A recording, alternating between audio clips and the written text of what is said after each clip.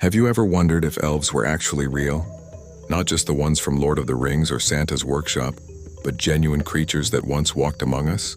Well, buckle up because the truth might surprise you. Throughout history, archaeologists have made some fascinating discoveries that suggest elves, or beings very similar to what we imagine as elves, might have actually existed. In 2003, researchers in Indonesia discovered remains of what they called Homo floresiensis, a small-statured human species standing just over 3 feet tall. Local legends referred to them as Ebu Gogo, small, quick creatures that could communicate with humans. But here's where it gets really interesting.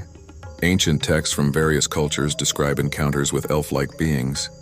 Norse mythology speaks of the Alfar, beings of extraordinary beauty and power. Celtic folklore tells of the Tuatha De Danann, a race of supernatural beings who were said to have inhabited Ireland before humans. Now, were they naughty or nice? Well, that's complicated. In medieval European folklore, elves were often portrayed as mischievous and sometimes downright malevolent. They were blamed for causing diseases, stealing babies, and leading travelers astray. But in other traditions, particularly in Germanic folklore, elves were seen as guardian spirits, blessing those who treated nature with respect. Even the Bible has some intriguing references. While it doesn't explicitly mention elves, it does speak of the Nephilim, beings that were neither fully human nor fully divine.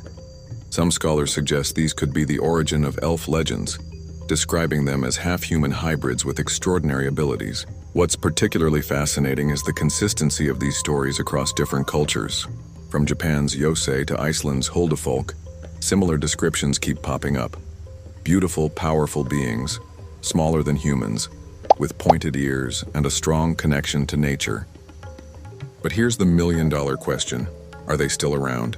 While we don't have definitive proof, some cultures, particularly in Iceland, still take their existence very seriously. In fact, construction projects there have been rerouted to avoid disturbing areas believed to be elf habitats. The truth is, whether elves still exist today or not, the evidence suggests that some race of beings different from modern humans, once shared our world.